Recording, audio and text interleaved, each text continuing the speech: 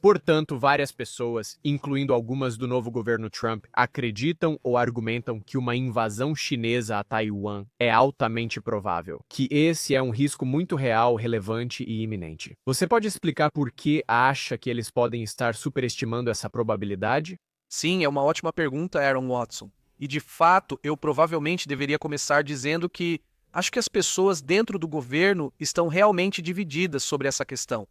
Há alguns, incluindo, acredito, o próprio presidente, que não acham que isso seja tão provável, ou acham que podem conversar com Xi e explicar por que isso não é inteligente. Há outros, como o novo subsecretário de Defesa, Brady Colby, que acreditam que isso é provável e vem argumentando isso já há algum tempo.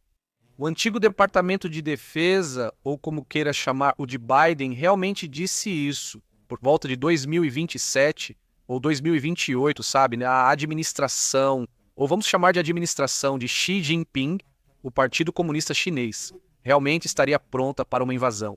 Não está pronta agora, mas pode estar em 3 ou 4 anos. Porém, isso não significa que fariam isso. Isso mostra que a prontidão existe porque o fortalecimento naval deles ainda é forte. Portanto, há razões para isso.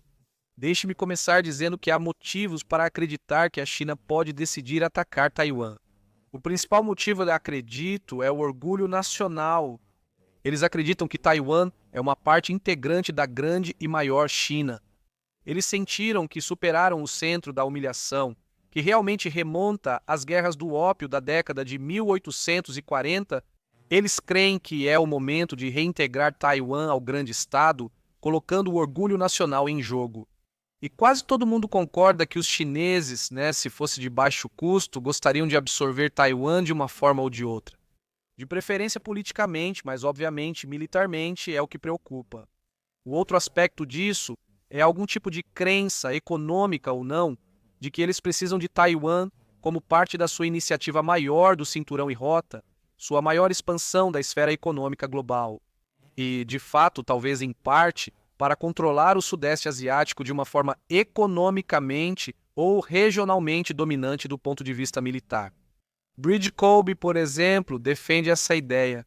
Somos bons amigos há cerca de 10 anos, mas discordamos sobre isso. Ajudei a revisar o livro dele, não editando, mas comentando sobre o conteúdo.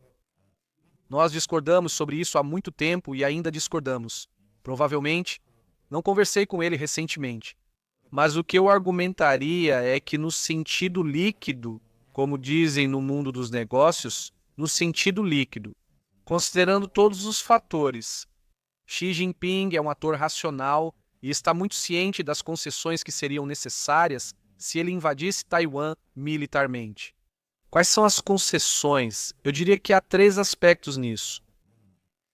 Reforçam ou aumentam nossa capacidade de dissuadir Xi Jinping de fazer isso. Um exemplo são os custos diretos, que resultam da tentativa de atravessar cerca de 160 quilômetros de mar aberto e agitado. Na verdade, diante de contra-ataques ou ataques dos taiwaneses que controlam algumas ilhas entre a China e a própria ilha. Esse é outro aspecto dos custos diretos. É desembarcar tropas em uma costa bastante rochosa ou até mesmo em praias que têm um nível de água muito baixo.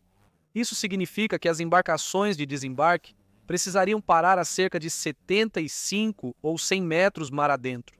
Isso não é como o dia D, em junho de 1944. Então isso torna o desembarque de tropas em Taiwan bastante difícil. Quase todo mundo reconhece isso, inclusive Dmitry Alperovitz. E o outro aspecto disso, claro, é que sempre é fácil defender uma ilha. Sempre é difícil invadir uma ilha. Os britânicos mostraram isso em sua história, como com a Armada Espanhola.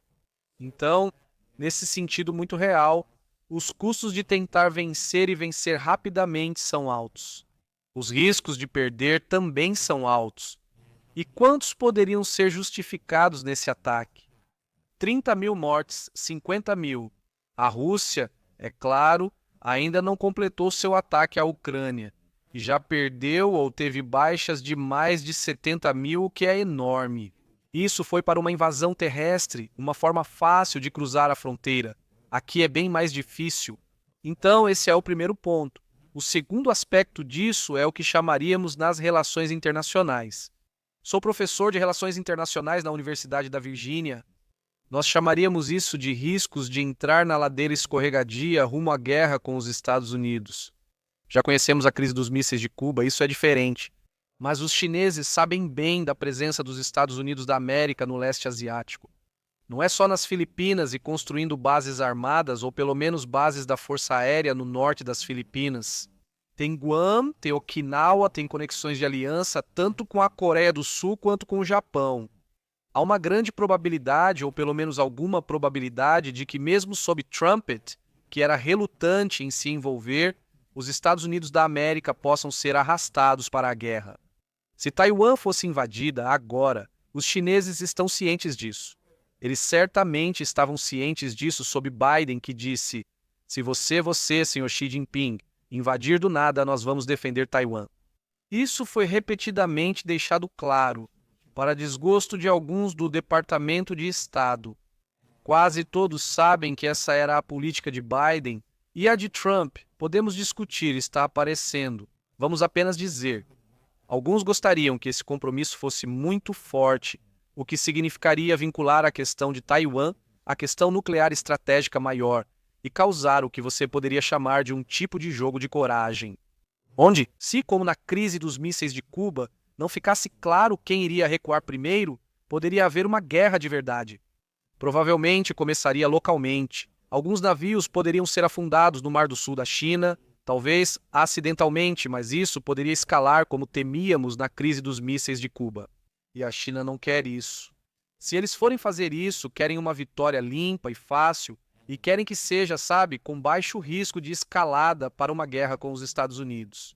Isso é o que chamo de segundo pilar da dissuasão. Os altos custos e riscos de agir assim.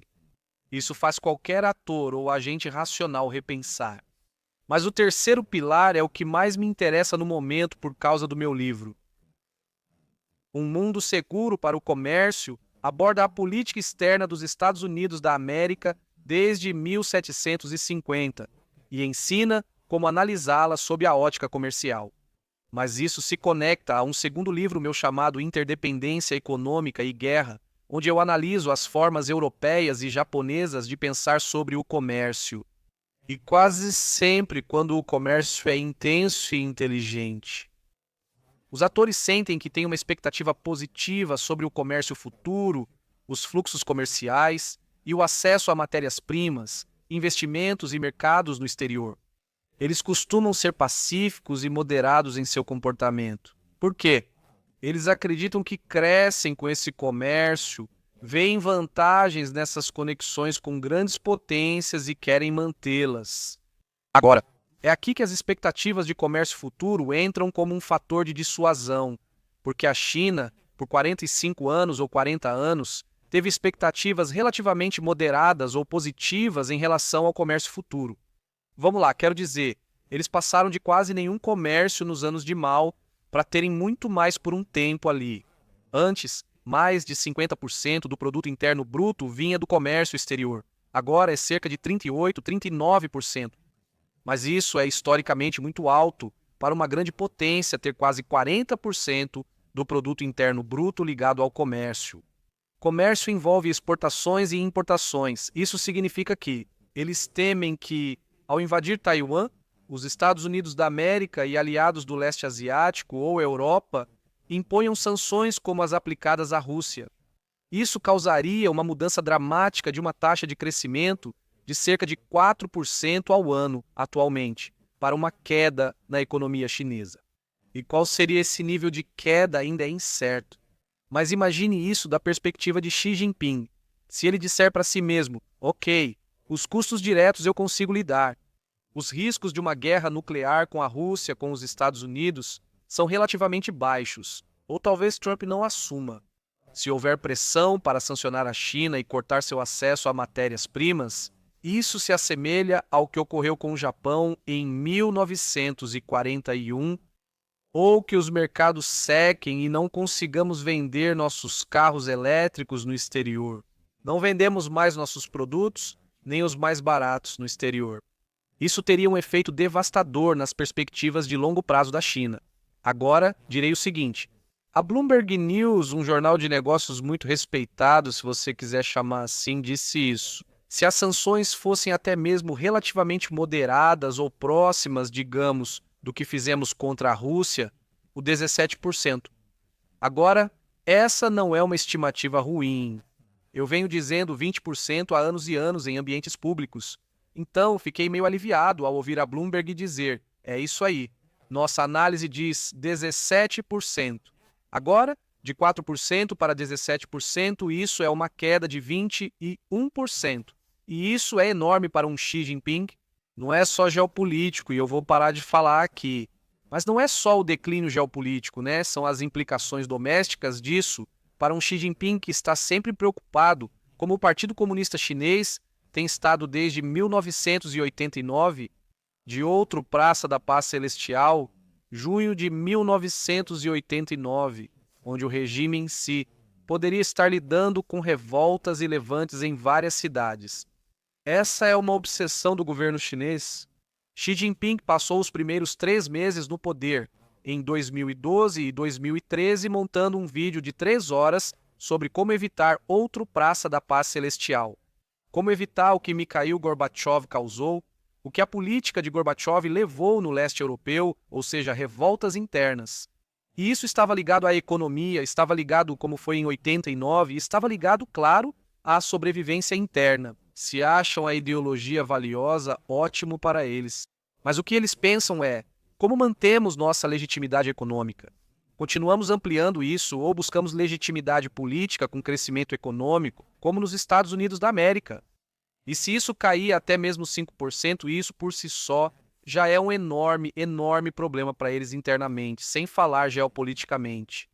Então, quando você junta essas 3 coisas, na verdade temos uma postura estratégica geral muito boa, né? Eu diria que é que podemos dissuadir Xi Jinping de pensar em invadir Taiwan pela lógica muito simples de dizer a ele: olha, seus custos diretos são altos, porque temos ajudado Taiwan a fortalecer sua capacidade de defesa, especialmente no último ano, desde abril, na verdade, com o novo pacote de armas e posturas de política de defesa que estão sendo implementados para proteger Taiwan.